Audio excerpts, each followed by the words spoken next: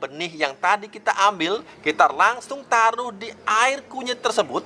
Kemudian kita di 1 jam sampai dengan 2 jam sebelum diambil dari tempat. Bagaimana cara melebatkan tanaman cabai kita hanya dengan menggunakan kunyit?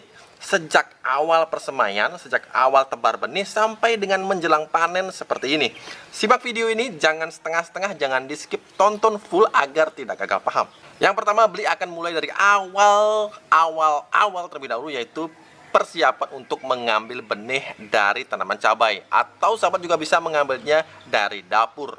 Yang pertama, bila sahabat memiliki tanaman cabai yang sudah berbuah, usahakan menunggu tanaman cabainya agar benar-benar matang, memerah, dan teksturnya itu sudah mulai lembek. Nah, jadi ketika ditekan teksturnya lembek, inilah buah cabai yang sudah siap kita ambil sebagai benih. Jangan ambil buah cabai yang teksturnya masih keras, apalagi yang baru belajar memerah.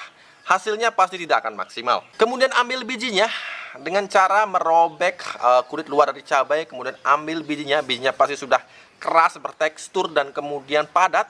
Dan Beli tidak menggunakan metode yang umum digunakan. Jadi mengambil bagian tengah dari cabai, Beli ambil saja semuanya, karena nanti biarkan di persemaian yang akan mensortir benih mana yang tumbuh baik. Kemudian setelah itu, si kunyit pun mulai berperan, sahabat. Perannya apa? Sahabat tinggal memarut kunyit, kemudian peras airnya. Usahakan tidak dicampur dengan air biasa, usahakan hanya air perasan kunyit yang murni. Kemudian benih yang tadi kita ambil, kita langsung taruh di air kunyit tersebut. Kemudian kita diamkan, kita goyang-goyangkan, kita diamkan kurang lebih sekitar 10-15 menit. Setelah itu sahabat bisa ambil tisu, kemudian keringkan di tisu, dan sahabat pun bisa menjemurnya, mengangin-anginkannya sampai kadar air pada benih itu berkurang. Terlebih bila sahabat ingin menyimpannya dalam kurun waktu yang lama. Ini penting sekali karena akan mencegah juga kehadiran jamur atau patogen yang bisa merusak benih ketika dalam penyimpanan. Kemudian setelah kering, nah ini contohnya sahabat ya, setelah kering hasilnya akan seperti ini. Jadi kuning berkilau, kuning keemasan berkilau, luar biasa seperti benih pabrikan. Dan tentu saja sudah siap untuk disemai. Kemudian semai pada wadah berupa Beli menggunakan di sini polybag, sahabat ya. Sahabat bisa menggunakan wadah yang lain. Yang penting ketinggian dari media itu cukup, jangan terlalu dangkal karena nanti pertumbuhan benih di persemaian tidak akan maksimal.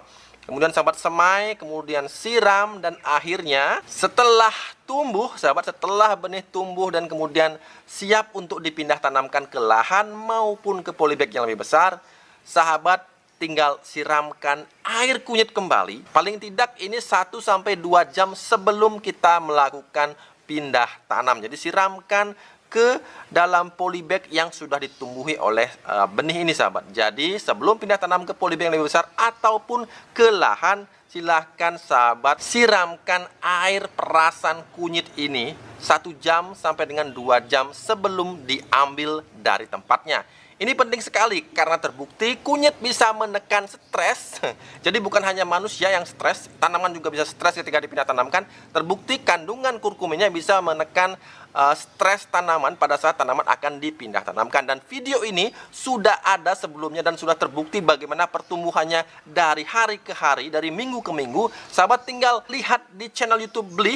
Di sana ada yang judulnya efek kunyit untuk pertumbuhan tanaman, itu real 100% fakta.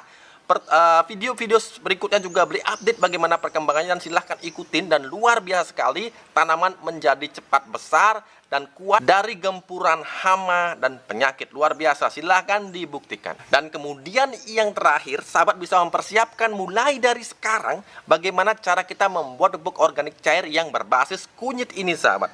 Jadi caranya seperti ini, Beli akan tunjukkan bagaimana step by step cara membuat pupuk organik cair yang tidak hanya berfungsi sebagai pupuk saja, tapi juga sebagai penjaga atau sebagai pestisida nabati.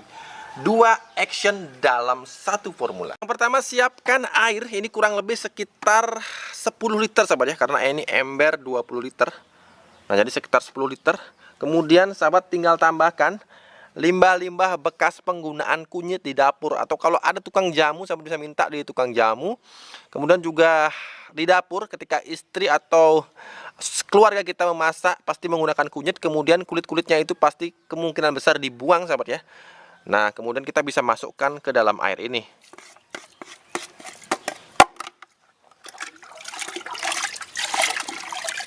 Oke. Berapapun yang ada, jangan dipaksakan. Jadi jumlahnya bisa bertahap karena ini bisa ditambahkan dari hari ke hari. Kemudian tambahkan ini. Nah, ini ada kulit telur yang sudah dihancurkan. Ingat, yang sudah dihancurkan ya, semakin kecil semakin baik karena akan semakin indah untuk terurai. Nah, di sini boleh menambahkan kurang lebih sekitar 2 genggam. Ini sudah berbentuk tepung. Oke. Kemudian yang terakhir, yang paling mudah untuk membuat pupuk organik cair adalah dengan menggunakan biang kompos ini.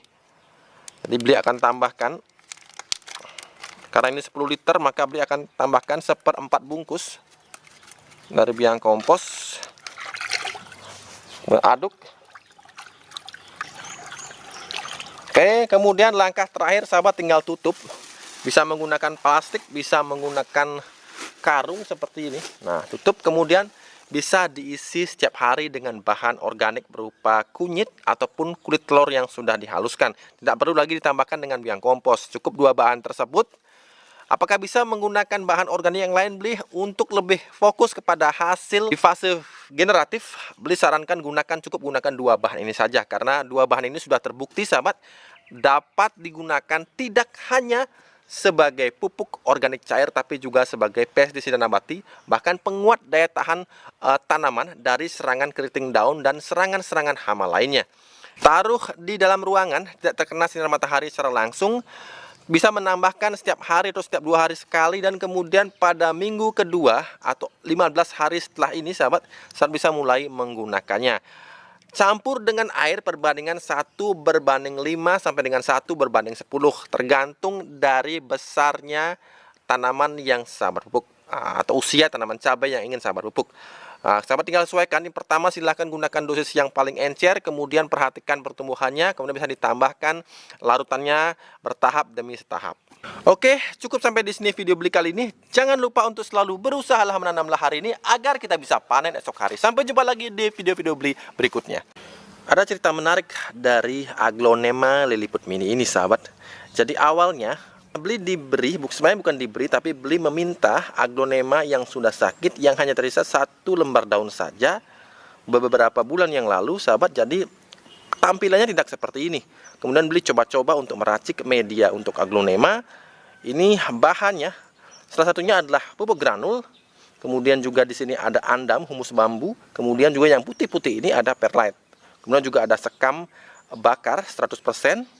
Kemudian juga berikan sedikit biang kompos, dan ternyata luar biasanya hasilnya jadi seperti ini. Dan terus terang beli sebenarnya sedikit terkejut juga dengan hasil yang ditunjukkan oleh liliput mini ini.